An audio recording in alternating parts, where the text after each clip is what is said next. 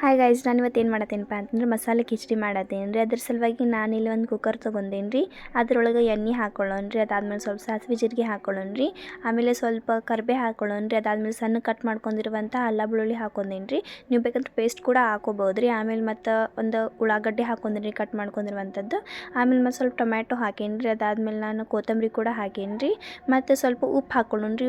ಯಾಕಂದ್ರೆ ಸ್ವಲ್ಪ ಜಲ್ದಿ ಮೆತ್ತಗಾಗುತ್ತೆ ತರಕಾರಿ ಎಲ್ಲ ನಮ್ದು ಅಂತ. ಆಮೇಲೆ ಮತ್ತು ಅದ್ರೊಳಗೆ ಸ್ವಲ್ಪ ಅರ್ಶಿಣದ ಪುಡಿ ಹಾಕೊಂಡೇನಿ ರೀ.